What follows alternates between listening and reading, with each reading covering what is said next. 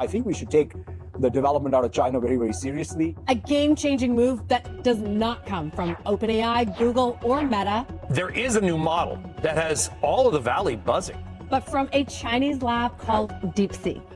On Monday, AI-related stocks took a hit, with NVIDIA shares plummeting 17%, wiping out $600 billion in value, and marking the largest single-day loss in stock market history. Sam Altman was also quick to respond on X, announcing that free-tier users would now get access to all 3 million, while paid users would benefit from expanded query limits. We've all heard about its impressive power and cost-effectiveness, but today I'm taking a different angle. Instead of rehashing what you already know, I will be delving deeper into the story from a Chinese perspective. Who exactly built DeepSeek R1? Why did it come from a high-frequency trading firm rather than a major tech company? Why did China open source this model? And what does this development mean for China's growing influence in global AI? Let's dive in. Many in the West expected China's breakthrough AI model to come from tech giants like Alibaba, Baidu, Tencent, or ByteDance.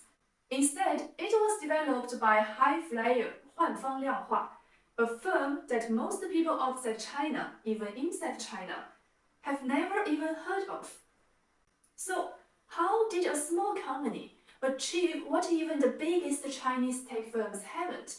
Founded in 2008, Highflyer is a quantitative investment firm specializing in high-frequency trading. Their core business relies on algorithms and AI to process vast amounts of real-time financial market data. This deep expertise in handling complex, high-speed data laid the foundation for developing an AI model like DeepSeek R1. So why not a tech giant? Chinese tech giants focus on AI to optimize their business models, whether it's e-commerce, social media, search, or gaming. For example, Alibaba is doing online shopping, so they prioritize recommendation algorithms and supply chain optimization. Tencent and ByteDance focus on AI for gaming and social platforms. Baidu invests heavily in search and autonomous driving.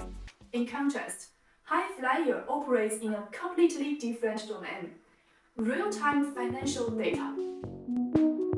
Their work involves massive datasets with extreme noise, high dimensionality, and millisecond-level decision-making. These challenges push them to develop cutting-edge data cleaning techniques, real-time processing capabilities, and advanced computing infrastructure, all crucial for trading large AI models. For example, their self-developed distributed training framework achieved 82% GPU utilization, far exceeding industry norms. Meanwhile, internet giants primarily collect user behavior data, social interactions, and search queries, large in volume, but fundamentally different from the kind of data needed for training a model like R1.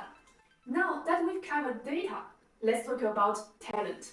Some Western analysts speculate that the team consists of mysterious AI elites. In reality, publicly available information shows it's a group of top university graduates, PhD students, some still in their 4th or 5th year, and young professionals with just a few years of experience. Unlike many leading AI labs, they aren't witnessed from overseas. They are entirely homegrown Chinese talent. What they want to build is more than just a business. It's actually a vision. That is also an important factor of their success. Highflyer CEO Liang Wenfeng explains, beyond technology, what truly matters is vision. We build large models not for finance, but for research and exploration. Many of our core team members have always worked in AI. Initially, we tackled finance because it was complex enough. Now, we believe general AI is the next great challenge. When journalists asked if their goal was financial AI applications, Liang responded, "We are building AGI, Artificial General Intelligence. large language models are likely a necessary step towards AGI. And they already exhibit some AGI characteristics. That's why we started here, but we will eventually expand into areas like computer vision as well. Driven by curiosity, they pursue strategy, foresight, and long-term AI investments. Unlike companies scrambling to acquire GPUs today, high flyers started preparing very early, gradually securing 10,000 GPUs in anticipation of the AI boom in 2021, as Liang described. From our very first GPU to 100 in 2015, 1,000 in 2019, and eventually 10,000, it was a gradual process. Many assumed that there was a hidden business strategy behind this.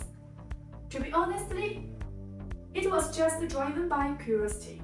This curiosity-led approach, combined with technical excellence and long-term vision, enabled a quant firm, not a tech giant, to develop China's most powerful open-source Gen AI reasoning model. Everyone knows we are in an AI race with the United States. So why would China open source DeepSeek R1, knowing that the United States will likely replicate the methodology with greater computing power? In fact, that process is already underway. Mark Zuckerberg set up war rooms immediately to figure out how the Chinese startup outsmarted AI titans at a fraction of the price and try to apply the strategy to develop Llama AI. So, to answer this question, let's hear from Liang Wenfeng. We won't go close the source. We believe that establishing a robust technology ecosystem matters more. This statement reveals the core strategy behind China's decision. It's not just about short-term gains, but about shaping the future of AI on global scale. DeepSeek's commitment to open source involves three key steps.